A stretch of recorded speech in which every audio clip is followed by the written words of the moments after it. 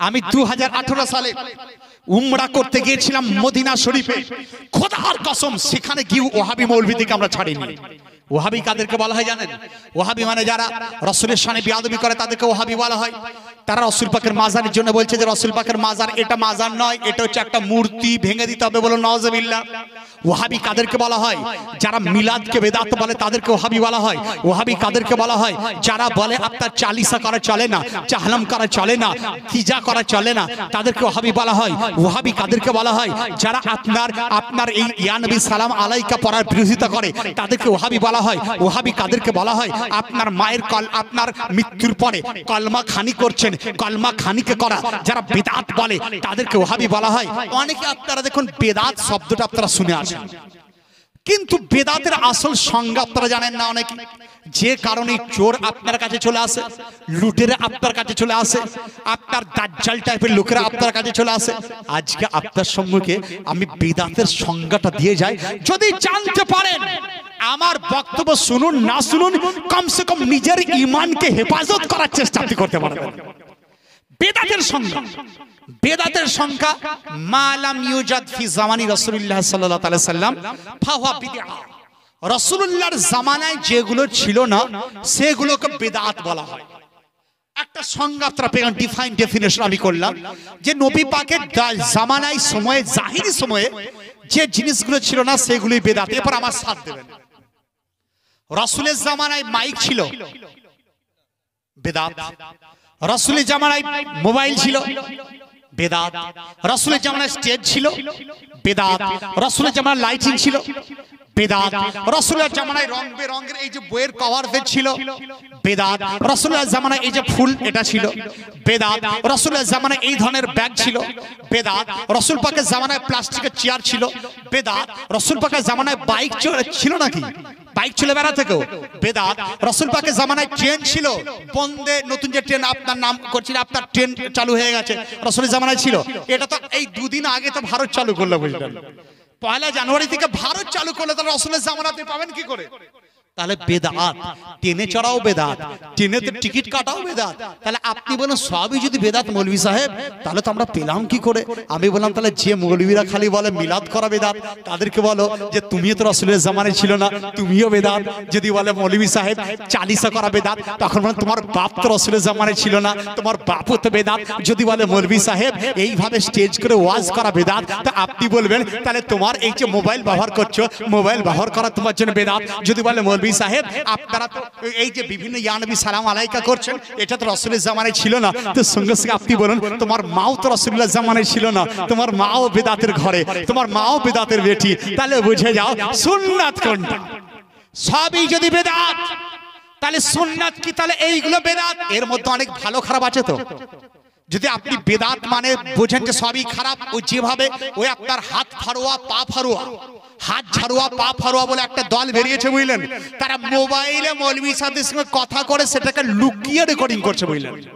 লুকিয়ে রেকর্ডিং করে বলছে যে এই করেছি, অপারেশন করেছি। আমি বললাম লুকিয়ে রেকর্ডিং করা এটা চুগলি করা। চুগলি, চুগলি দেখবেন আগে চায়ের দোকানে বসে আপনি কারো পরচর্চা করলেন, এটা চুগলি। কিন্তু মোবাইলের চুগলি কেমন আপনাকে আমি বললাম না, রেকর্ডিং করে যারা এইভাবে করেন কখনই করবেন না। যদি আপনি ইজাজত নিয়ে নেন যে মুফতি সাহেব মাওলানা সাহেব এই মশলাটা আমি লোককে শোনাবো, রেকর্ডিং করছি, ইজাজত যদি দেন তাহলে যায়। ইজাজত নাই, ফোন করছে লুকিয়ে আপনাকে প্রশ্ন করলে, আচ্ছা মৌলভী সাহেব বলুন তো কিয়াম করার দলিলটা কোথায় আছে? রেকর্ডিং চলছে ওইদিকে। এরপর আমার মৌলভী সাহেব সব সময় তো আপনার তৈরি থাকে না, সব সময় তো দলিল পর্চা নিয়ে হাজির থাকবে না। কোন সময় কোথায় আছে, কখনো বাসে কখনো ট্রেনে, দলিল খতিয়ান নম্বর সব সময় তো থাকবে না। তো বললে দেখুন আমি এই মুহূর্তে একটু বাইরে আছি, তো সেটাকে রেকর্ডিং করে ইউটিউবে আপলোড, ভিউজ বাড়িয়ে দিল। বলছে দেখো সুন্নি মৌলবীরা, মুকাল্লিদ মৌলবীরা, তারা এই পারল না সেই পারল না। আমি বললাম বেকুফ কাহিকা গাধাউল লাজি খার দেমা, এই যে রেকর্ডিং করলি চুগলি খর, তোদের মতো দ্বিতীয় চুগল খোরা সমাজে নাই। তো ওই পা ফারুয়া হাত ছড়া এদের মতো চুগল খোরা দ্বিতীয় সমাজে নাই।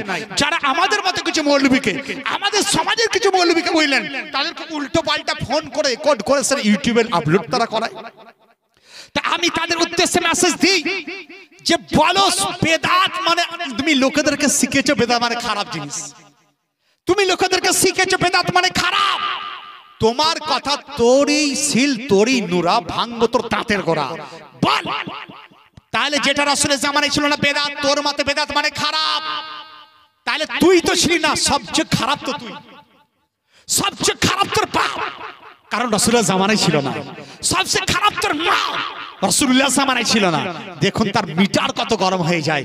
আমাদের দেখুন, আমাদেরকে বলা হয় মৌলভী সাহেব এই বলবেন না সেই বলবেন না, অথচ তাদেরকে মাইক দেওয়ার পর বুঝলেন জান খুলে বলে রাসূল আমাদের মতো, জান খুলে বলে কিয়াম করা চলবে না, প্রাণ খুলে বলে এই করা চলবে না। তা আপনারা কেন আমাদের গলা বন্ধ করার চেষ্টা করেন আর অন্য লোকেদের বাঁধতে পারেন? রাসূলুল্লাহর শানে বেয়াদবি হবে, কোন সুন্নি চুপ থাকতে পারে না, কোন সুন্নি চুপ থাকবে না। কারণ এই মেজাজটা রব্বুল আলামিনের অশেষ রহমত যে আল্লাহ আমাদেরকে এই মেজাজ দিয়েছেন। বাহারে শরীয়ত বলে একটা কিতাব আছে বুঝলেন, তার মধ্যে মুফতি আমজাদ আলী খান তিনি বলছেন যে গুস্তাকে রাসূলকে দেখার পর যদি তোমার অন্তরের মধ্যে জ্বালা পয়দা না হয় ততক্ষণ তোমার মুসলমান দাবি করাই বেকার, মুসলমান দাবি করাই বেকার। কাজী নজরুল ইসলাম কত সুন্দর লিখেছিল যে নবীর অপমানে যদি না কাঁদে তোর মন, মুসলিম নয় মুনাফিক তুই, ইসলামের দুশমন। তাহলে নজরুলের উপর ফতোয়া লাগাচ্ছে না কেন? সে লিখে দিয়েছে, সেটা তো পড়ছো যে নবীর অপমানে যদি না কাঁদে তোর মন, নবীর অপমান, আচ্ছা বলুন এটা অপমান নয়? নবী এই জানতে না সেই জানতে অপমান করা হচ্ছে না? যে নবী মুস্তাফা কুল কায়নাতে যেন সরদার হয়ে এলেন, তার সামনে যদি বলেন এই পারতেন না সেই পারতেন না, বেশি অপমান তুমি তো করছো।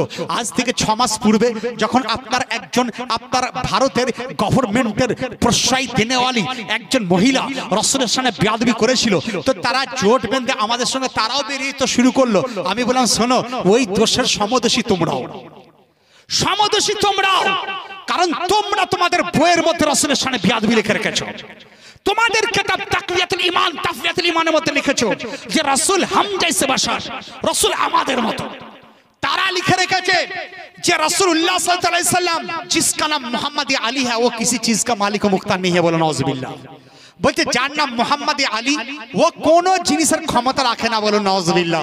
ক্ষমতা রাখেন কিনা কোরআনকে জিজ্ঞাসা করা হলো, ও হলি কোরআন প্লিজ টেল আস, তুমি আমাদেরকে বলে দাও নবী পাকের ক্ষমতা কি রয়েছে, নবী পাকের ক্ষমতা কি রয়েছে। তো সঙ্গে সঙ্গে কোরআন আপনার উত্তর দিয়ে দেয়, কোরআন উত্তর দিয়ে দেয় যে ও আম্মাসাইলা ফালা তানহার, হে মুস্তাফা যখন কোন ভিখারি কোন চাহনেওয়ালা আপনার কাছে চাইবে তা আপনি তাকে প্রদান আপনি করে দেন, দান করে দেন। বোঝা গেল দান করার ক্ষমতা নবী মুস্তাফাকে দেওয়া হয়েছে। আজ ইসলাম মানে এরা কি বুঝে রেখেছে?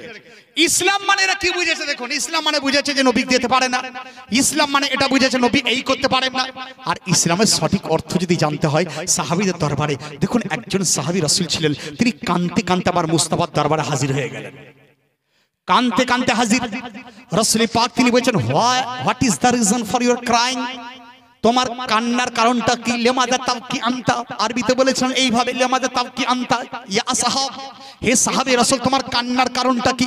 তো সেই সাহাবী বলেছেন ইয়া রাসূলুল্লাহ 3 দিন ধরে আমার সন্তানকে আমি খুঁজে পাচ্ছি না, আমার সন্তান কোথায় চলে গেছে, আপনি আমার সন্তানের খোঁজটা দিয়ে দেন। বোঝা গেল কোন সমস্যা হলে তার সমাধান করার জন্য মসজিদে না গিয়ে নবীর দরবারে যাওয়া সাহাবীদের আকীদা, সাহাবীদের আকীদা। যে কারণে আমরা সাহাবীদের দরবারে যাই, আপনার সাহাবীরা যেমন নবীর দরবারে গিয়েছিলেন, আমরা নবী মুস্তাফার ওসিলাতে দোয়া চেয়ে নিই। তো সেই সাহাবীকে এরা যদি থাকতো বলতে হে সাহাবী বিদাতি কেন করলে, নবীর দরবারে কেন গেলে, নবীর দরবারে যাওয়া তো চলে না, নবীর দরবারে তো যাওয়া চলে না। জুকার নালাইক একজন বক্তা বেরিয়েছিল বুঝলেন, সেই জুকার নালাইক বলছে আজ কি তারিখ মে নবী সে মাংনা, নবী সে মাননা হারাম, নবী কো মাননা হারাম, নাউজুবিল্লাহ এইভাবে কথা সে বলেছিল। নবীর কাছে যাওয়া চলে না, অথচ অনেক তার ভিউজ, অনেক তার ফেভার রয়েছে। আমি বললাম যে নরেন্দ্র মোদীর তো অনেক ফেভার তারা রয়েছে, অতএব তাদের সঙ্গে আমাদের কি যায় আসে? সঠিক মুসলমান যারা তাদের সংখ্যাতে কম থাকবে, তাদের সংখ্যাতে কম হবে। রাসূল পাক তিনি ইরশাদ করেছিলেন যে আমার দলের, আমার উম্মতীদের মধ্যে 73টা দল হবে, তার মধ্যে একটা যাবে জান্নাতে। জান্নাতে কটা যাবে? Only one. জাহান্নামে কতগুলো? 72। তাহলে 72 তো বেশি দল, 72 তো মেজরিটি পার্সন, তো মেজরিটি যাবে জাহান্নামে আর আপনার একটা যাবে জান্নাতে। অতএব আমরা 100 দেখি না, 2, 4, 5টা আশিক রাসূল হলেই যথেষ্ট হয়ে যায়। আশিক রাসূলের দিল থাকলেই যথেষ্ট হয়ে যায়। একবার ভক্তি করে দুরূদ শরীফ পেশ করুন, আমি বক্তব্য আগে নিয়ে যাই। আল্লাহুম্মা সাল্লি আলা সাইয়্যিদিনা মাওলানা মুহাম্মদ ওয়া আলা আলি সাইয়্যিদিনা মাওলানা মুহাম্মদ সাল্লু আলা মুহাম্মদ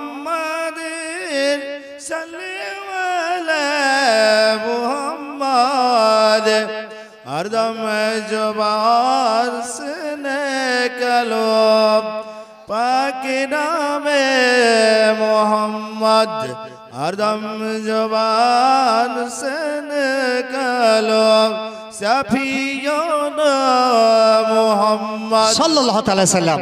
তাহলে তারা কেমন রাসূলের শানে বেয়াদবি। একটা ছেলে ছিল বুঝলেন ত্রিপুরায় বাড়ি, তো সে ফোন করে জ্বালাতন বলছে বেরালি যারা তারা বেদাতি, বেরালি লোকেরা এই জানে না সেই জানে না, বেরালি লোকেরা তারা মাজার পুজো করে, অমুক করে তমুক করে। আমি বললাম যে আমাদের একটা কিতাব থেকে প্রমাণ করে দিতে যে আমাদের লোকেরা যে মাজার পুজো করতে শুরু করে। তো বলে যে কিতাবে কেন দেখতে পাই, আমরা দেখার কথা নয়। কোন বেরালির আলিম বলে না যে মাজারে যে তোমরা পুজো করো, নাউজুবিল্লাহ। আমরা কেউ বলি না, কেউ বলে না। আমরা মাজারে যেতে এই কারণেই বলি, মাজার শরীফে গেলে আল্লাহর ওলির সান্নিধ্য লাভ করা যায়। মাজার শরীফে গেলে আল্লাহর ওলির ফায়েজ পাওয়া যায়। আর এই প্রশ্নটা দেওবন্দের বড় মৌলবী, তাকে জিজ্ঞাসা করা হয়েছিল, যে মৌলবী আপনার অনেক কিতাব লিখেছে, ইলিয়াসকে জিজ্ঞাসা করা হয়েছিল যে আচ্ছা বলে দেন যে এই যে সুন্নিরা মাজার শরীফে যায়, তো মাজারে যে কি পায়। ইলিয়াসকে প্রশ্ন করা হয়েছিল, তো বলে কি পায়। তো সে চুপ হয়ে গেল, বলে উত্তরটা আমি পরে দেব। তারপরে একদিন হচ্ছে কি কঠিন গরমের দিন ছিল, তখন পাখা ছিল না বা ফ্যান ছিল না, বড় পাখাকে নিয়ে হাওয়া করা হতো। তো প্রশ্নকারী ইলিয়াসকে আপনার হাওয়া করছে এইভাবে। তো হাওয়া করতে করতে জিজ্ঞাসা করছে আচ্ছা বলো তো তুমি আমাকে হাওয়া করছো, বলে হ্যাঁ। বলে আচ্ছা হাওয়াটা শুধু আমি পাচ্ছি না, তুমিও পাচ্ছ? বলে আমিও পাচ্ছি, যারা আপনার পাশে বসে আছে তারাও পাচ্ছে। বলে তাহলে তুমি হাওয়া করছো আমাকে, পাশে তারা যারা আছে তারাও পাচ্ছে? বলে হ্যাঁ সঠিক। বলে হ্যাঁ সঠিক। বলে তেমনি মাজার শরীফে যখন যায়, মাজারের উপরে আল্লাহর রহমত বর্ষণ হয়। যারা মাজার শরীফের কাছে যায় তাদের উপর আল্লাহর রহমতের বর্ষণ শুরু হয়ে যায়। বোঝা গেল মাজার শরীফে গেলে আল্লাহর রহমতের বর্ষণের আপনার ছোঁয়া সেখানে পাওয়া যায়, বর্ষণের ফোঁটা পাওয়া যায়। আর মাজারে যাওয়া রাসূলুল্লাহর সুন্নাত। আশ্চর্যের কথা, আপনারা শুনে আশ্চর্য হয়ে যাবেন যে মরিসা কেমন। এই দেখুন একটা কিতাব যাকে বুখারী শরীফ বলা হয়, আমি মিশর থেকে কিনে এনেছিলাম। বলেন মিশরে যখন আমি ছিলাম, I have spent 2 years in Egypt, 2 বছর ছিলাম। তো মিশর থেকে আমি বুখারী শরীফ নিয়েছিলাম। বুখারী শরীফ, এই বুখারী শরীফে হাদিস নাম্বার 1344 নম্বর হাদিস। প্রত্যেকটি দেওবন্দ জামাতের লোকেদেরকে আমার চ্যালেঞ্জ, প্রত্যেকটি আপনার বাতিল ফিরকাকে চ্যালেঞ্জ। রাসূলে পাক কবরস্থানে যেতেন, এই দলিল থেকে আমি প্রমাণ করি। যদি খণ্ডন করতে পারে 1 লাখ টাকা আমি তাকে প্রাইজ দেব। বুখারী শরীফ হাদিস নাম্বার 1344। হাদিসের অর্থ দেখুন, কমসে কম পড়ার জানার চেষ্টা করুন। তার মধ্যে বর্ণিত হাদিসের বর্ণনাকারী আন আবিল খাইরি আন উকবাত ইবনে আমিরিন আন্নান নাবিয়্যা খারাজা ইয়াওমান ফাসাল্লা আলা আহলিল উহুদি সালাতুহু আলাল মাইয়িতি। রাসূল পাক সাহেবে আওলা একদিন উহুদ বাসীদের উদ্দেশ্যে চলে গেলেন। কিসের জন্য? উহুদবাসী কে ছিল? বলা হচ্ছে ওখানে শহীদের মাজার সেখানে ছিল। তাহলে শহীদের মাজারের উদ্দেশ্যে যাওয়া, শহীদদের কবরের উদ্দেশ্যে যাওয়া আমার মুস্তাফার সুন্নাত। আহলে সুন্নাতুল জামাত এই কারণেই বলা হয় যে আহলে সুন্নাতুল জামাত নবী মুস্তাফার সুন্নাতকে আমরা আদায় করে থাকি। রাসূলের সুন্নাত আদায় করি। তো রাসূল পাক মাজার শরীফে গেলেন, যাওয়ার পর ফাসাল্লা আলা আহলি উহুদ, এখানে সালাত মানে দোয়া। রাসূল পাক তিনি দোয়া করেছিলেন কাদের উদ্দেশ্যে? মাইয়াতের উদ্দেশ্যে। তাহলে মাইয়াতের উদ্দেশ্যে দোয়া করা, অর্থাৎ এখান থেকে দলিল আপনি নিয়ে নেন যে দোয়া করা মানে মাইয়াতের উদ্দেশ্যে তিজাও হতে পারে, দোয়া করা মানে মাইয়াতের উদ্দেশ্যে চাল্লিশা হতে পারে, মাইয়াত আপনার দোয়া মানে বাৎসরিক হতে পারে, মাইয়াতের উদ্দেশ্যে দোয়া মানে কুলখানি হতে পারে, মাইয়াতের উদ্দেশ্যে দোয়া মানে জালসা করে ইসালে সওয়াব হতে পারে। তাহলে সব জায়েজ। কিছু কিছু মৌলবি রয়েছে বুঝলেন, তারা এটা বুঝতে পারে না, বলছে ওখানে আছে দোয়া আর আপনি এত ব্যাখ্যা করলেন কেন? খুব সহজ ভাষায় বুঝিয়ে দিই। কোরআন শরীফের মধ্যে আছে লা তাকুল্লাহুমা উফ, বলা হয়েছে যে তোমরা তোমাদের পিতা মাতার জন্য উফ বলো না। কোরআন শরীফে খালি এই শব্দ আছে উফ বলো না, কিন্তু এটা নাই মারো না, এটা নাই গালিগালাজ করো না, এটা নাই অমুক করো না তমুক করো না, কিন্তু সেখানে উপ কথা রয়েছে।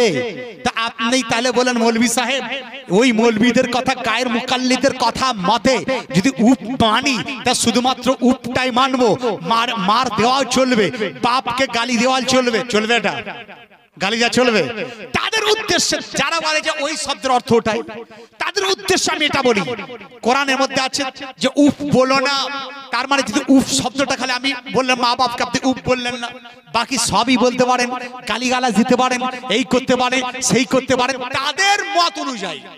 আমাদের আহলে সুন্নাতুল জামাতের মত কি জানেন? যে কোরআন শরীফের একটা শব্দের দ্বারা একটা অর্থ ডাইরেক্ট বের হয় আর বহু অর্থ সেখান থেকে আমরা আপনার যেটা ইশারাতুন নাস বলা হয়, ইশারা পাওয়া যায়, ইশারা পাওয়া যায়। তাহলে মা বাপকে উফ বলো না, এর অর্থ এটাই শরীয়ত বলে উফ বলা হারাম। তার মানে এটা অর্থ এটাও যে মা বাপকে গালি গালাজ দেওয়া হারাম, মা বাপের সামনে বেয়াদবি করাও হারাম, মা বাপকে মারধর করাও হারাম, মা বাপ কষ্ট পায় সেই ধরনের কথা বলাও হারাম রয়েছে। তাহলে আপনি বুঝতে পেরে গেলেন। তাহলে এরপর এখানে আছে যে রাসূল পাক সালাতের উদ্দেশ্যে গেলেন আহলে উহুদের উদ্দেশ্যে। তো এখানে সালাত যদি আপনি মুতলাকান ধরেন তাহলে রাসূল পাক গিয়েছিলেন সেখানে দোয়ার উদ্দেশ্যে, আর আমরা সেটাকে মুতলাকান যদি ধরি তাহলে আমরা আজকে যদি বলি তিজা করা চলে, চালিসা করা চলে, 10 দিন করা চলে, খোদার কসম কোনো অসুবিধা চলে আসবে না, জায়েজ আপনার হয়ে যাবে। তাহলে বুখারী শরীফের একটা হাদিসের দ্বারাই আপনার তিজা করার দলিল পেয়ে গেলেন, একটা হাদিসের দ্বারাই হারাম করার দলিল আপনি পেয়ে গেলেন, একটা হাদিসের দ্বারাই 7 দিন করা জায়েজের দলিল আপনি পেয়ে গেলেন, একটা হাদিসের দ্বারাই আপনি বাৎসরিক করার দলিল আপনি পেয়ে গেলেন, একটা হাদিসের দ্বারা কলমা খানি করা চলবে এটার দলিল আপনি পেয়ে গেলেন। একজন আমাকে বলা আসার পরে বলছে মৌলভী সাহেব জানেন, বলছে কলমা পড়া চলে না, চলবে না। আমি বললাম ওই বেকুবরা তো নিজেরা তো বাতিল, ওদেরকে আমি মুসলমান ভাবি না, বুঝলেন? আমাকে একজন বলছে মৌলভী সাহেব অমুক মৌলভী সাহেব, বলে কে? বলে আমি তো মুসলমান নয়। বলে আপনি বলছেন মুসলমানের দাড়ি আছে, টুপি পরেছে। আরে দাড়ি টুপি পরার নাম মুসলমান হয় না? মুসলমান তাকেই বলা হয় যার ঈমান রয়েছে। যদি দাড়ি রাখার নাম মুসলমান হতো তাহলে শিখরা সবাই মুসলমান আপনি বলতেন, শিখ সম্প্রদায় দাড়ি রাখে। টুপি পরার নাম যদি মুসলমান আপনি বলেন তাহলে ইহুদি যারা তারা টুপি পরে ঘুরে বেড়ায়, বুঝলেন? ইহুদি যারা, তাহলে আপনি বুঝতে পারলেন তাদেরকে মুসলমান বলা চলে না। মুসলমান তাদেরকে বলা হয় যার মধ্যে ঈমান রয়েছে। তাহলে বোঝার চেষ্টা করুন। তাহলে প্রথম দলিল এটা পেলেন যে মাজার শরীফে যে উদ্দেশ্যে যাওয়া রাসূলুল্লাহর সুন্নাত। দ্বিতীয় দলিল এটা পেলেন যে আপনার মাজার শরীফে যাওয়ার পর দোয়া চাওয়া, দোয়া আপনার তাদের উদ্দেশ্যে ইসালে সওয়াব করা, তাদের উদ্দেশ্যে চাহরাম করা, তাদের উদ্দেশ্যে তিজা করা, তাদের উদ্দেশ্যে চালিসা করা, তাদের উদ্দেশ্যে বাৎসরিক করা, এটা জায়েজ। এরপরে দেখুন একটা হাদিস কি আমি বলি বিন্দুতে সিন্ধু, আজ থেকে প্রায় 10 বছর পূর্বে মেদিনীপুরে আমি এই হাদিসের বর্ণনা করে পয়েন্ট বলেছিলাম।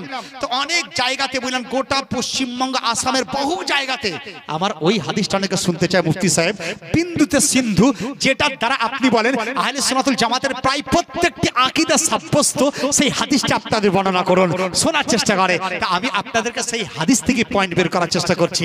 তাদের উদ্দেশ্যে যারা দূর থেকে শুনছে, আমি জানি যে দূর থেকে অনেক লোক কান পেতে শোনার চেষ্টা করে যে আজকে কি কথা বলছে, কি কথা বলছে, তাদের উদ্দেশ্যে আমি বললাম যে পড়ে নাও বুখারী আর হাদিস নাম্বার 1344 দলিল পেন। এরপরে আবার কি দলিল আসছে দেখুন, রাসূল পাক তিনি বলা হচ্ছে যে সালাতু তাহু আলাল মাইয়াত, মাইয়াতের উদ্দেশ্যে দোয়া করলেন, সুম্মান সারাফা ইলাল মিম্বার, তারপরে রাসূল পাক মিম্বারে চলে এলেন। বোঝা গেল মিম্বারে চড়ে, মিম্বারে চড়া আমার মুস্তাফা সুন্নাত। মিম্বারে চলেছিলেন কিসের জন্য? ওয়াজ করার জন্য, নসিহত করার জন্য। তাহলে আজকের দিনে আমরা ওয়াজ নসিহত যদি করি এটা বেদাত হয় না, বেদাত হয় না। সেখান থেকে আমরা ইশারাতান এটা দলিল পেয়ে যাই যে স্টেজ করে মিলাদুন নবী করা জায়েজ রয়েছে, মিলাদুন নবী পালন করা জায়েজ রয়েছে। তো রাসূল পাক তিনি স্টেজের মধ্যে উঠলেন, সুম্মান সারাফা, তারপরে আপনার সেখানে যাওয়ার পর তিনি রাসূল পাকের পরে ওয়াজ করছেন। হুজুর তিনি ইরশাদ করছেন, ইন্নী ফারাতুল্লাকুম, আমি তোমাদের আগে দুনিয়া থেকে চলে যাব। তাহলে বোঝা গেল রাসূল পাক কবে যাবেন না যাবেন সেই খবর রাসূল পাক তিনি জানতেন, আল্লাহ প্রদান করেছিলেন। আল্লাহ এই খবর রাসূল পাককে দিয়েছিলেন। দেওবন্দি আকীদার সবচেয়ে বাতিল আকীদা কোনটা জানেন? তারা কোরআনকে অস্বীকার করে, কোরআন অস্বীকার করে। কিভাবে বলে? বলছে নবী পাক গায়েবের খবর জানতেন না। দলিল কি দেয়? যে দলিল এটাই, কোরআন শরীফের মধ্যে একটা আপনার আয়াত এসেছে যে হে রাসূল পাক, হে নবী আপনি বলে দেন যে যদি আমি গায়েব জানতাম তাহলে সবচেয়ে বেশি ফায়দা আমি সেখান থেকে নিয়ে পেতাম। তো একটা আয়াতে এটা বলা হলো। দ্বিতীয় আয়াতে বলা হলো, হে মুস্তাফা আমি আপনাকে সেই জ্ঞান প্রদান করেছি যে জ্ঞান আপনার আগে ছিল না। তাহলে একটাতে বলা হলো যে গায়েব যদি জানতাম তাহলে আমি মানে বিভিন্ন ধরনের নিয়ামত বেশি বেশি পেতাম। আর একটাই বলা হলো, হে মুস্তাফা আপনাকে সেই জ্ঞান প্রদান করা হয়েছে যেটা আপনি আগে জানতেন না। তারা কিন্তু এর মানে করতে পারে না। তাহলে একটা মানতে গেলে একটাকে অস্বীকার করতে হয় তাদের মতে। কুরবান জান আহলে সুন্নাতুল জামাতের উপরে আমরা বলি যে যেটা তারা বলা হয়েছে, হে নবী রাসূল পাক আপনার উদ্দেশ্যে বলা হয়েছে, হে নবী আপনি বলে দেন যে যদি আমি জ্ঞান জানতাম তাহলে আমি বেশি বেশি করে নিয়ামত আমি পেতাম। তো এখানে জ্ঞান বলতে জাতি জ্ঞানকে বোঝানো হয়েছে, যেটা আল্লাহ রাব্বুল আলামিনের জ্ঞান, যেটাকে জাতি ইলমে জাতি বলা হয়, ওখানে সেই কথা বলা হয়েছে। আর যেখানে নবী মুস্তাফা তিনি উদ্দেশ্যে বলা হয়েছে, হে মুস্তাফা আপনাকে সেই জ্ঞান প্রদান করা হয়েছে, এখানে জ্ঞান বলতে এখানে আতাই জ্ঞানকে বলা হয়েছে। একটা জাতি একটা আতাই। আপনারা পাবলিক কত ভাবে আপনাদের মাথাকে ব্রেন ওয়াশ করা হচ্ছে জানেন? তারা বলছে দূর, এই যে আজকে যে মৌলবীরা তোমাদের বলছে যে এই হাত এখানে বাঁধতে হবে, এটা কোনো দলিল নাই, হাত এই জায়গায় বাঁধতে হবে। একজন মৌলবীর কাছে একটা ওইভাবে প্যান্ট উটাং পড়নেওয়ালা বললেন, একদম টাইট ফিটিং প্যান্ট পরে এসে বলছে, মৌলবী সাহেব আর দাড়ি রেখেছে ছোট। মৌলবী সাহেব বলে কি? বলে তোমরা কেন লোককে বিভ্রান্ত করা? বলে কেন? বলে তোমরা বলছো নামাজের মধ্যে পার্থক্য আছে। নামাজের মধ্যে পার্থক্য? বলে হ্যাঁ নামাজের মধ্যে পার্থক্য তো রয়েছে। বলছে না, মেয়েদের নামাজ আর ছেলেদের নামাজের মধ্যে কোনো পার্থক্য নাই। আমি বললাম দলিল দে দলিল, বিনা দলিলে কাজ চলবে না। বলছে দলিল এটাই, ছেলেরা বাঁধবে এখানে হাত, মেয়েরাও বাঁধবে এখানে। আমি বললাম আচ্ছা এটাই তো দলিল যে ছেলেরাও এখানে মেয়েরাও এখানে। বলে হ্যাঁ কোনো পার্থক্য নাই। আমি বললাম তোদের মতো মৌলবীদেরকে যদি আমরা আমাদের মতো আহলে সুন্নাত জামাতের লোকেরা 1 মিনিটে আপনার বোঝাতে না পারে তাহলে জালসা করাই বন্ধ করে দেবো 1 মিনিটের মধ্যে। বলে কিভাবে? আমি বললাম তোর দাবি কি? বলে আমার দাবি ছেলেদের আর মেয়েদের মধ্যে নামাজের কোনো পার্থক্য নাই, ছেলেরা বাঁধবে এখানে মেয়েরাও বাঁধবে এখানে। আমি বললাম আলহামদুলিল্লাহ, আমি নুরুল আরিফিন একটা বই লিখেছি সুন্নি তোহফা বা নামাজে মুস্তাফা, সেখানে কম বেশি 16টি পার্থক্য আমি বর্ণনা করেছি। 16 প্রকার পার্থক্য। একটু বোঝার চেষ্টা করুন। ছেলেরা নামাজ পড়ে, মেয়েরাও নামাজ পড়ে। ছেলেরা মাসের সব দিনই তারা নামাজ পড়তে পারে, শরীর পবিত্র থালি নামাজ পড়তে পারে। মেয়েরা কিন্তু সারা মাস নামাজ পড়তে পারে না। পারে? পারে না। তাহলে পার্থক্য হলো কিনা? পয়েন্ট নাম্বার 1 পার্থক্য হয়ে গেল। বোঝার চেষ্টা করুন। খালি ইউটিউবার বক্তব্য শুনবেন, তারা আপনার ক্যামেরা চারিদিকে সাজিয়ে লেখে মেকআপ করে এই আপনার মুখস্থ করে সামনে আপনার পুরো স্ক্রিনের মধ্যে ইবারত রেখে আপনার ভাবছেন বড় বক্তা হয়েছে। আমি বললাম এইভাবে খোলা স্টেজে বক্তব্য রেখে দেখতে দেখি, খোলা স্টেজে আমাদের আহলে সুন্নাত জামাতের শ্রোতাদের সামনে একবার বক্তব্য ধরে 8 ঘন্টা বক্তব্য রেখে দেখা, তবে জানবো যে কত ধানে কত চাল রয়েছে। বললেন বক্তব্য রাখতে তারা পারে না, 5 মিনিট বলা পরে চুপচাপ। আমি বললাম তাহলে তোর দাবি মিথ্যা হলো কিনা? ছেলেরা সারা মাস নামাজ পড়তে পারে, মেয়েরা সারা মাস নামাজ পড়তে পারে না। বলে হ্যাঁ একটা তো হলো, ঝুঁকতে শুরু করেছে। নাম্বার 2, ছেলেরা দেখুন আমরা মাথায় টুপি দিয়ে নামাজ পড়ি, টুপি দিয়ে, কেউ জাল টুপি, কেউ বড় টুপি, কেউ লম্বা, কেউ গোল, যার যেমন সে পড়ে। কিন্তু জানেন যে এমন একটা সময় আছে যে সময় বিনা টুপিতে নামাজ পড়তে হয়। কোথায়? উমরাতে। যে হজ করতে গেছিলেন, উমরাতে যখন মক্কা শরীফে যাবেন, বুঝলেন, উমরা করবেন, সেখানে গিয়ে খালি মাথায় নামাজ পড়তে হয়। তাহলে উমরাতে যাওয়ার পর এহরাম বাঁধলেন, মাথায় টুপি দেওয়া চলে না, খালি মাথায় নামাজ কারা পড়ে? ছেলেরা। মেয়েরা সেই সময় কি বলছে? মেয়েরা খালি মাথায় তো দূরের কথা, ওই দুপাট্টা, যে দুপাট্টা পড়লে চুলের কালো অংশ নজরে চলে আসে, সেই দুপাট্টা পরেও নামাজ পড়া তাদের জন্য নিষেধ রয়েছে। পার্থক্য বুঝতে পারলেন? বোঝার চেষ্টা করুন সুন্নি মুসলমান, একটু ইসলামকে জানার চেষ্টা করুন। শুধু আপনারা কেন যে জিন্দগিকে এটা কেন ভেবে রেখেছেন যে জিন্দগি মানে খাবো দাবো চলে যাব, খেলাম দিলাম চললাম, এটার নাম জিন্দগি নয়। খাবো শিখবো আমল করবো, এটার নাম জিন্দগি। জানবো শিখবো আমল করব, আর সঠিক জানবো সঠিক শিখবো সঠিক আমল করে, নাম হচ্ছে জিন্দগি। মুমিনের জিন্দগি সঠিক জানবো, সঠিক পড়বো, সঠিক মানবো, সঠিক ঈমান রাখবো, এটা হচ্ছে মুমিনের জিন্দগি। তাহলে আপনি বুঝতে পারছেন যে জিন্দগির নাম হচ্ছে এটাই। তাহলে আপনাকে বললাম যে নামাজের মধ্যে পার্থক্য রয়েছে, এইভাবে আমি 16টা পার্থক্য রেখেছি, আমার বই থেকে আপনারা পেয়ে যাবেন। তো যাই হোক, খুব তাড়াতাড়ি কিছু কথা বলি, কারণ লোক হালকা হয়ে যাচ্ছেন। আরো একজন বক্তা কিন্তু রয়েছে, আপনারা ভাববেন না যে ইনি হয়ে গেলেই শেষ, কারণ আমার বক্তব্য এখন ভূমিকার পোর্শন আমি চালাচ্ছি, বুঝলেন, কারণ আমার অনেক জায়গায় ছেড়ে চলে এসেছি।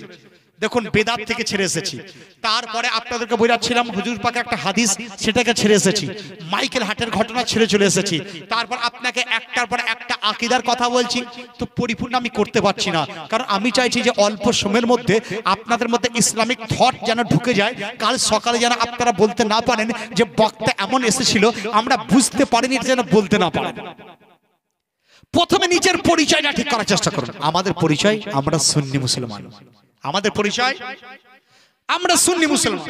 তো আমার বুঝলেন রিসেন্ট একটা নাত শরীফ, আমি নাতও লিখি, কিতাবও লিখি, ভালো লাগে, কারণ রাসূল পাক সাহাবায়ে আওলাকের শানে যদি একটা নাত লিখি, তো আমি তো মনে করি আমার সারা দিনের মধ্যে ওই সময়টা বেশি আপনার দামি, যে সময় রাসূলের শানে একটা নাতের একটা শের লিখলাম, সেটা আমি মনে করি। তো আমি বুঝলেন নাত শরীফ লিখি একটা নতুন ডিসেন্ট, যেটা আপনার আজকেও একজন সে চেয়ে পাঠিয়েছিল, তাকে আমি দিয়েছি, এটা শোনার চেষ্টা করুন। আর আমরা একটা গর্ব করি, আমরা যে সুন্নি মুসলমান, মুসলমান একটা গর্বের বিষয় কিনা, উই প্রাউড বি এ মুসলিম, আমরা মুসলমান হওয়ার জন্য গর্ব। তাই আপনারা শোনার চেষ্টা করুন। আমি লিখেছি দেখুন বাংলা ভাষায়, কারণ অনেক আপনার এলাকায় মুর্শিদাবাদের লোকেরা বলছে তারা গজল ভালোবাসে, জীবনী বক্তা ভালোবাসে। বল হ্যাঁ, জীবনী তো ভালোবাসবে, আর আমাদেরও প্রয়োজন, কারণ কি ঈমান যদি না থাকে আপনার জীবনী কোনো কাজ আসে না, ঈমান প্রয়োজন। তাই দেখুন আমি লিখেছি, শুনুন। গর্বেতে বলো মোরা মুসলমান, দম্ভেতে বলো মোরা মুসলমান, গর্বেতে বলো মোরা মুসলমান, দম্ভেতে বলো মোরা মুসলমান। গর্বের বিষয় এটা। এরপর আমাদের আকীদা, খোদা হলো এক, মোদের আকীদা। আমাদের আকীদা কি হবে? আকীদা কি এটা? যে আল্লাহ যেন এক, এটা আমাদের আকীদা। প্রত্যেকটা মুসলমানের এটা আকীদা যে আল্লাহ যেন এক। যদি আল্লাহ ছাড়া আরো মাবুদ বলে, সে মুশরিক হয়ে যায়, সে মুসলমানের সঙ্গে কোনো সম্পর্ক থাকে না। খোদা হলো এক, মোদের আকীদা, সাধারণ যিনি থাকবেন সর্বদা, তিনি সর্বদাই আছেন, সর্বদা থাকবেন।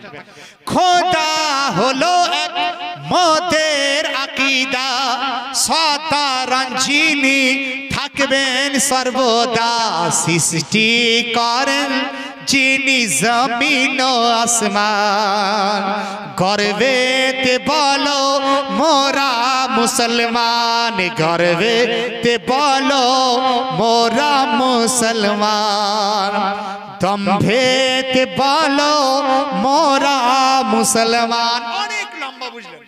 তো তো কয়েকটা ছন্দ, কারণ আমি এখানে গজল বা এবং উদ্দেশ্য নেই, যে উদ্দেশ্য যে ঈমান আকীদা সম্বন্ধে আমি বোঝানোর চেষ্টা করছি সেই পয়েন্ট এখানে নিয়ে আসি। বুঝলেন, চেহারা ছিল যার সবার সেরা, রাসূল পাকের চেহারা সবার সেরা। হযরত জিবরাইল আলাইহিস সালাম তিনি বলেন, ইয়া রাসূলুল্লাহ, ইয়া হাবিবাল্লাহ, লাম আরা মিসলাক, আমি আসমান জমিন আরশ কুরসি সমস্ত পূর্বকে দেখেছি, পশ্চিমকে দেখেছি, আপনার মতো দ্বিতীয় আর কাউকে পাইনি, আপনার মতো দ্বিতীয় আর কাউকে দেখিনি। চেহারা ছিল যার সবার সেরা, ধন্য ছোঁয়াই যার আরশ হেরা, সঞ্জার সেরা বলে যে কুরআন, সঞ্জার সেরা বলে যে কুরআন, দম্ভেতে বলো মোরা মুসলমান, গর্বেতে বলো মোরা মুসলমান, দম্ভেতে বলো মোরা মুসলমান, গর্বেতে, আপনারা বলুন, গর্বেতে বলো,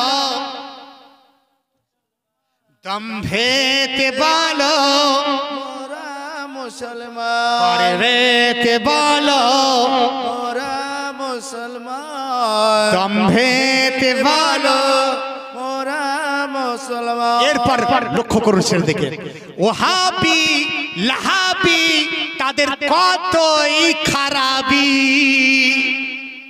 দুনিয়ার মধ্যেও তো তারা লাঞ্ছিত, কবরও লাঞ্ছিত, হাসরও লাঞ্ছিত, জাহান্নামে তারা যায়। বুঝলেন তো শেষে, ওহাবি লাহাবি তাদের কতই খারাপি, মরার পরে যাবে দোজখে সবই, জান্নাতি হবে যারা সুন্নি মুসলমান, গর্বেতে বলো মোরা মুসলমান, গর্বেতে বলো মোরা মুসলমান, দম্ভেতে বলো মোরা মুসলমান।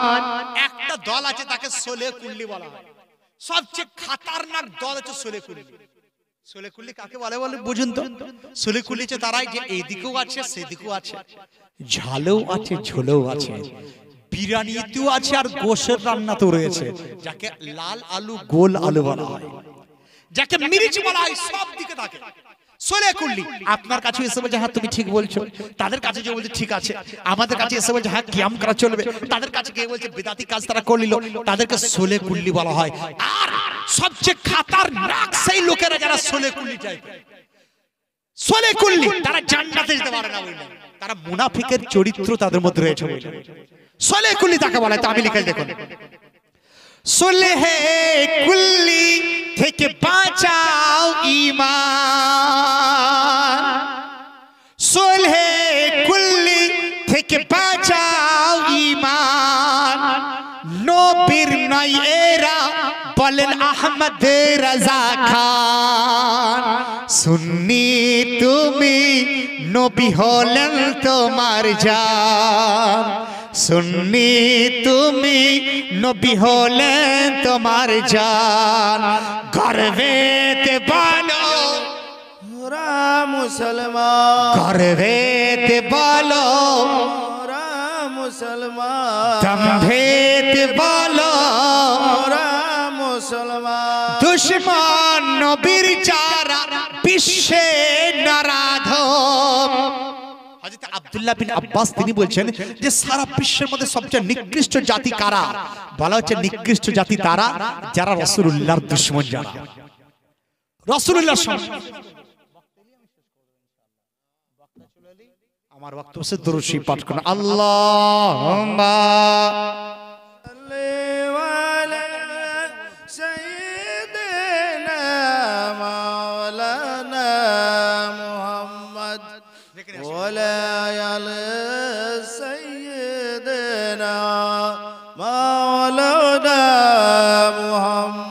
صلوا على محمد صلوا على محمد صلوا على محمد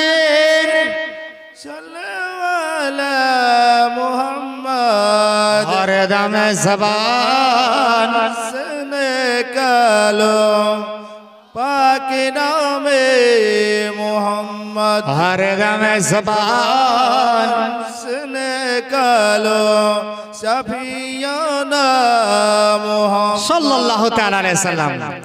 नेक्स्ट বক্তা এলি আমার বক্তব্য শেষ হয়ে যাবে। আর যারা শুনছেন তাদেরকে আমার অন্তর থেকে আমি স্বাগত জানাই যে আপনারা এই ঠান্ডা রাত্রিতে মনোযোগ সহকারে রাসূলুল্লাহর শান আপনারা শুনছেন, হুজুরের শান শুনছেন। জানেন সেই জায়গা দুনিয়ার মধ্যে, সেই জায়গা দুনিয়ার মধ্যে উত্তম জায়গা হয়ে যায় যে জায়গাতে রাসূলুল্লাহর গুণগান হয়ে থাকে। তাহলে এই কথাকে যদি আপনার এখানে রাখেন তাহলে আপনার এই এলাকা ভৈরবপুর সবচেয়ে উন্নত জায়গা এই পশ্চিমবঙ্গের মধ্যে আজকে হচ্ছে এই জায়গাটা। আরো যে জায়গায় জলসা সেগুলো উন্নত। তো আমার যেহেতু এখানে উপস্থিতি, আমি এই জায়গা দেখছি আর অন্য জায়গাকে দেখছি না। হ্যাঁ, বিশ্বের যেথায় যেথায় রাসূলুল্লাহর চর্চা হচ্ছে সেই সেই জায়গায় সবার সেরা স্থান। তো এই সকল জায়গা সবার সেরা, এই জায়গা সবার সেরা।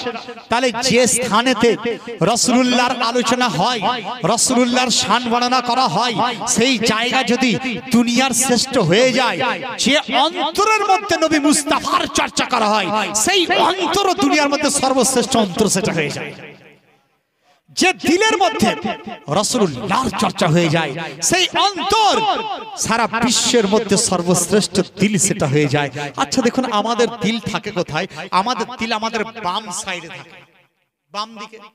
আজকে ডাক্তাররা বলছে কি জানেন? ডাক্তার বলছে যখন ঘুমাবেন when you would like to sleep, তুমি যখন ঘুমাতে যাবে তখন কোন দিকে, ডান দিকে না বাম দিকে? তো বিজ্ঞান বলছে এটাই যে তুমি ডান করোটে ঘুমাও, ডান করোটে ঘুমাতে বলছে। ইসলামী নিয়ম আপনাকে বলে দিলাম, ঘুমাতে যাওয়ার সময় ডান কলারটা ঘুমাবেন। আপনি বলেন মৌলভী সাহেব ফায়দা কি রয়েছে? আমি বললাম ডাক্তারকে জিজ্ঞাসা করো, হে ডাক্তার তোমরা বলে দাও ফায়দা কি রয়েছে। তো ডাক্তার বলে যে আমাদের দিল আমাদের বাম দিকে, ডান করোটে যদি আমরা ঘুমাই তাহলে দিলের উপরে কোনো চাপ পড়ে না। If there is no press, there is no pressure, you মানে you should be a greatest man. তোমার দুনিয়ার মধ্যে ভালো ম্যান হয়ে আবার তুমি জীবিত হয়ে থাকবে। অতএব তুমি ডান করোটে ঘুমাও। তা আমি বললাম ডাক্তার এটা তোমার আজকের কথা, আজ থেকে 1400 বছর পূর্বে আমার মুস্তাফা তিনি বলেছিলেন যে ঘুমানোর সুন্নাত এটাই যে ডান করোটে তোমরা ঘুমাও। তো রাসূলুল্লাহর সুন্নাত আজকে বিজ্ঞান রিসার্চ করে বার করছে, কিন্তু আপনারা আমরা ইসলামকে না জানার কারণে। আর জানবেন কি করে যদি আপনার বারবার আপনাকে বলেন নবী এই জানতেন না, সেই জানতেন না, অমুক জানতেন না, তমুক জানতেন না, এই করছেন না, সেই করতেন না, তাহলে আপনি কি করে জানবেন গো? মাইনাস। আমাকে একজন বলছে মৌলভী সাহেব আমাদের এলাকার লোকেরা কিছুই জানে না। আমার যে মাইনাস, এক তো জানে না হচ্ছে আপনার জিরো, 0 পয়েন্ট, তারপর প্লাস মানে বেশি জানে, প্লাস প্লাস প্লাস 1 2 3 4, আর মাইনাস মানে নিচের দিকে নিচের দিকে নিচের দিকে। তো সেখানে নবীর কথা বললে যেখানে বিরোধিতা করা হয়, তাহলে আপনারা মাইনাস রান করছেন, বুঝলেন? মাইনাস থাকতে যাবেন না। তাদেরকে বলবেন তোদের কাছে তোদের দিন মুবারক, আমাদের কাছে আমাদের দিন মুবারক। তোদের কাছে তোদের ধর্ম, আমাদের কাছে আমাদের ইসলাম ধর্ম। এইভাবে বলেন, মাইনাস আটার চেষ্টা করবেন না। তো ডাক্তাররা আজকে জ্ঞান লাভ করছে রাসূলুল্লাহর দরবার থেকে। ভাজপার একজন বিখ্যাত লিডার মুরলী মনোহর যোশী, সে একবার ওই যোগী আপনার যোগা এই মজলিসে গিয়েছিল। যোগা মানে ব্যায়াম। তো ব্যায়ামের আপনার বিভিন্ন মজলিসে যাওয়ার পর তো মুরলী মনোহর যোশী সে বলল যে আমি ব্যায়াম করার যত পদ্ধতি পোজ দেখলাম, কখনো হাত উঁচু করা, কখনো ঘাড় ঘোরানো, কখনো আপনার দাঁড়িয়ে থাকা, কখনো ঝুঁকে যাওয়া, তা আমি ডক্টর মুরলী মনোহর যোশী বলেছিল যে এই ব্যায়াম করার যতগুলো পোজ দেখতে পারি সমস্ত পোজ মুসলমানদের নামাজের মধ্যে রয়েছে, নামাজের মধ্যে রয়েছে। তাহলে বোঝা গেল নামাজ সম্বন্ধে তারা আপনার জানে যে নামাজ কি করে পড়তে হয়, অথচ আপনারা বুঝেন না নামাজ কি করে পড়তে হয়। আপনারা যারা চেষ্টা করছেন নামাজ করেন না, নামাজ কি করে পড়তে হয়। তো সারা বিশ্ব আজকে জ্ঞান লাভ করেছে, খোদার কসম আমার মুস্তাফার দরবার থেকে তারা জ্ঞান লাভ করেছে, নবী মুস্তাফা তার থেকে। তার জন্য একজন আপনার বৈজ্ঞানিক তিনি বলেছেন all the knowledge whether physics and chemistry was flourished from England in 10th century, but it originally delighted from the Muslim university. তিনি বলেছিলেন যে আজকের দিনে যাকে বিজ্ঞান বলছো, যাকে বোটানি বলছো, জিওলজি বলছো, সমস্ত জ্ঞান প্রকৃতপক্ষে সূত্রপাত যদি ঘটে থাকে নবী মুস্তাফার বাড়ি থেকে ঘটেছে, নবী মুস্তাফার দরবার থেকে ঘটেছে। তাহলে তাদের নলেজ এটাই। অথচ আপনার কওম দেখুন নামাজ পড়ছে, বলছে নবী এই জানতেন না, এই পড়তেন না, সেই পড়তেন না। কত আপনার উজবুক টাইপের, গাধা টাইপের বুঝলেন, পশু। গাধা বললেও খারাপ, কারণ গাধা ছিল ভালো বুঝলেন, তাদের থেকে কম পর্যায়ের নিকৃষ্ট তারা রাসূলুল্লাহর সঙ্গে যারা বেয়াদবি করে থাকে। তো আপনাদের আমি বলছি যে রাসূল পাকের দরবার এমন একটা দরবার যেখানে আসার পর সমস্ত সমস্যার সমাধান হয়ে যায়।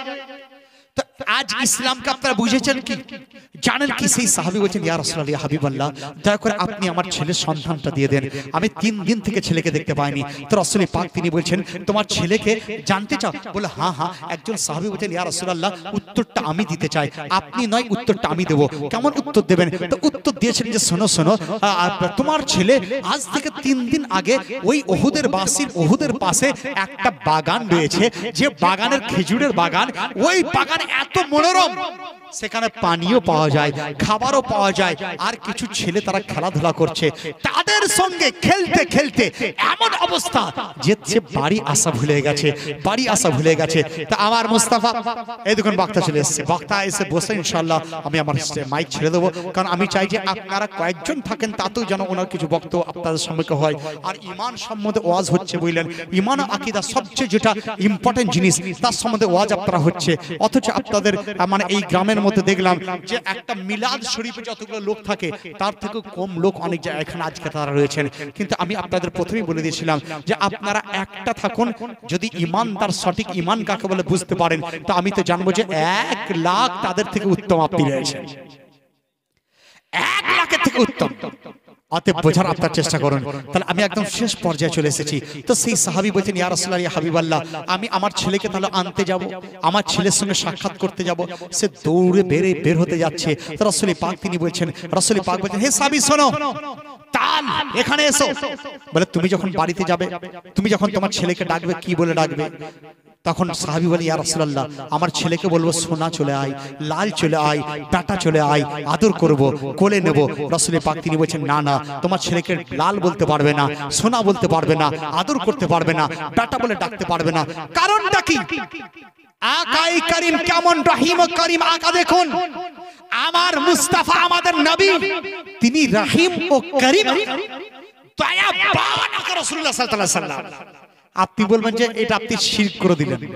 করিম তো আল্লাহ, রহিম তো আল্লাহ, আপনি বলছেন রাসূল রহিম ও করিম। আমি বললাম হ্যাঁ, কোরআন কি জিজ্ঞাসা করা হোক। তো কোরআন বলছে লাকাদ জাআকুম রাসূলুম মিন আনফুসিকুম আজিজুন আলাইহি মা আনিতুম হারিসুন আলাইকুম বিল মুমিনিনা রাউফুর রাহিম। আমি তোমাদের মধ্যে, তোমাদের কাছে নবী আছেন, তারপর বলা হচ্ছে যে তিনি রহিম ও করিম তিনি ছিলেন। তাহলে বোঝা গেল আমার মুস্তাফা তিনি রহিম ও করিম আকা তিনি ছিলেন। বারেলির তাজদার আলা হযরত আজিমুল মাতবাত মুজাদ্দিদ দ্বীন মিলাদ তিনি বলেন যে আমার হাতে কলম রয়েছে, আমার হাতে যদি তলোয়ার থাকতো তাহলে প্রত্যেকটি গুস্তাখে রাসূলকে আমি দুনিয়া থেকে বিদায় করে দিতাম। কলমের দ্বারা তিনি লিখতে শুরু করেছিলেন তুজসে और जन्नत से कियामत रब हबी दूर हो हम रसूलुल्लाह की जन्नत रसूलुल्लाह की। हजरत आला हजरत আজিমুল মাতবাত সমস্ত আকীদাকে একটা নাতের মধ্যে লিখে দিয়েছে, সমস্ত আকীদার কথা।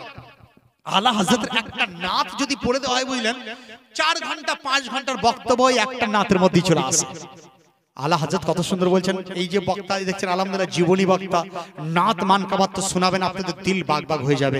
তো আমি একটু আপনার ওই আলা হযরতের নাত শরীফটা একটু ছন্দেতে পড়ার চেষ্টা করছি, একটু শোনার চেষ্টা করুন এবং তরজমা করে ইনশাআল্লাহ আমি বেরিয়ে চলে যাব। উনি বক্তব্য রাখবেন। আলা হযরত তিনি বলছেন যে আমরা যদি, অর্থাৎ সুন্নিরা, আমরা মানে সুন্নিরা, আমরা যদি রাসূলুল্লাহর তারিফ করি, সালাম পড়ি, গুণগান করি, তাজিম করি, তো তোমার কি? আমরা যদি করি তোমার কি? আমি যদি করি তোমার কি? আমি যদি বলি তোমার কি? সালাম আমি পড়বো, তোমার অসুবিধা কি? তো আলা হযরত তিনি বলছেন যে আমরা গুম্বাদে খাজরাতে যাওয়ার পর যদি আমাদের জানকে কুরবান করার জন্য মাথাকে ঝুঁকিয়ে ফেলি আর ইয়া নবী সালাম আলাইকা পড়ি, তো তোমার কি? কত সুন্দর তিনি বলছেন দেখুন। सर सुए रौजा झुका फिर तुझको क्या दिल था साजिद न जीत दिया फिर तुझको क्या, सर सुए रोजा झुका फिर तुझको क्या, दिल था साजिद न जीत दिया फिर तुझको क्या, सर सुए माथा যদি আমাদের ঝুঁকে যায় রাসূলুল্লাহ তাজিমের জন্য, तुझको क्या, तुझको क्या, दिल था साजिद न जीत दिया तुझको क्या, दिल যদি আমাদের সাজদায় দিল সাজদা করে মাথা না যদি কুরবান হয়ে যায়, কারণ সাজদা মানে কুরবান যদি হয়ে যায় তোমাদের কি। তারপর তিনি বলছেন যে আমাদের আকীদা কি জানো, আমরা উঠতে বসতে চলতে ফিরতে রাসূলুল্লাহর শানে দরুদ ও সালাম আমরা পড়তে থাকি। তো তোমার কি? আল্লাহ তিনি বলছেন बैठते उठते मदद के वास्ते, बैठते उठते मदद के वास्ते, या रसूल अल्लाह कहा फिर तुझको क्या, या रसूल अल्लाह कहा फिर तुझको क्या, सर सुए रोजा झुका फिर तुझको क्या, तुझको क्या, दिल था साजिद न जीत दिया फिर तुझको क्या, उनके नाम पाक पर दिल जानो माल, उनके नाम पाक पर दिल जानो माल, যদি রাসূল পাকের নামে যদি আমাদের জান মাল যদি কুরবান করে দেয়, কুরবান করে দিই, তাহলে তোমাদের কি? उनके नाम पाक पर दिल जानो माल, न जीतिया सब तजीतिया फिर तुझको क्या, न जीतिया सब तजीतिया फिर तुझको क्या, सर सुए रोजा झुका फिर तुझको क्या, तुझको क्या, दिल था साजिद न जीतिया फिर तुझको क्या। एरपॉर आला हजरत আজিমুল মারতাবা তিনি বলেছেন যে আমরা রাসূলুল্লাহর বান্দা। আব তিনি বলেছেন আব মানে গোলাম। কোন কিতাবে? অনেকে বলবে বান্দা বলেন, দলিল দিলেন না। কিতাব আমাদের মৌলবি করছে, যে যে কিতাব পড়া হয় আপনার মানে মাসলার কিতাব আরবি ভাষায়, সমস্ত কিতাবে আব শব্দের অর্থ গোলাম বলা হয়েছে। নোট করুন কিতাবের নাম, আম্বার লাগিয়ে দেবো ইনশাআল্লাহ আপনাদের কিতাবের নাম দিয়ে লাস্টে দলিলে। কিতাবের নাম মুখতাসারুল কুদুরি, তার মধ্যে লেখা আছে আব শব্দের অর্থ গোলাম। কিতাবের নাম নুরুল ইজা, আব শব্দের অর্থ গোলাম। কিতাবের নাম সারা ওয়াকায়া, আব শব্দের অর্থ গোলাম। কিতাবের নাম আল হিদায়া, আব শব্দের অর্থ গোলাম। কিতাবের নাম দুররে মুখতার, আব শব্দের অর্থ গোলাম। কিতাবের নাম রাদ্দুল মুহতার, আব শব্দের অর্থ গোলাম। কিতাবের নাম ফতোয়া শামি, আব শব্দের অর্থের নাম হচ্ছে গোলাম। আপনার কিতাবের নাম মাবসুত, আব শব্দের অর্থ গোলাম। কিতাবের নাম আল জামিউস সগীর, আব শব্দের অর্থ গোলাম। এইভাবে আপনার যত মাসলার কিতাব সবেতি আব শব্দের অর্থ গোলাম বলা হয়েছে। তো আলা হযরত তিনি বলছেন যে আমরা যখন বলি যে রাসূলুল্লাহর গোলাম আমরা, তো তোমরা ইতরাজ করছো জানো, আমাদেরকে গোলাম বলে আব্দ বলে রাসূলুল্লাহ তিনি ডেকেছেন। আমাদেরকে রাসূলুল্লাহ আব্দ বলে রাসূলুল্লাহ ডেকেছেন। কিভাবে তিনি বলছেন, ইয়া ইবাদি कहके हमको शाह ने, या इबादी कहके हमको शाह ने अपना बंदा कर लिया फिर तुझको क्या, अपना बंदा कर लिया है फिर तुझको क्या, सर सुए रोजा झुका फिर तुझको क्या, तुझको क्या, दिल था साजिद न जीतिया फिर तुझको क्या, देव के बंदों से हमको क्या गरज, देव के बंदे देवबंदी, देव के बंदों से हमको क्या गरज, हम है अब्दे मुस्तफा फिर तुझको क्या, सर सुए रोजा झुका फिर तुझको क्या, तुझको क्या, दिल था साजिद न जीतिया फिर तुझको क्या। একদম শেষ ছন্দ। আল্লাহ হযরত তিনি বলছেন যে আমরা রাসূলুল্লাহর নাম নিয়ে আমরা জান্নাতে যাব, জান্নাতে যাব। তো তোমাদের কি? তোমাদের জাহান্নাম থেকে আমরা কিছু নেইনি, তোমরা যাবে জাহান্নামে। তোমাদের কাছ থেকে তো আমরা কিছু ছিনিয়ে নেইনি। তেরি দোজখ সে তো হাম কুছ ছিনা नहीं, तेरी दोज़ख से तो कुछ छीना नहीं, खुल्द में पहुंचा रजा, फिर तुझको क्या सर सुए रोजा झुका, फिर तुझको क्या, तुझको क्या दिल फसाजिद न जे दिया, फिर तुझको क्या। जय हो।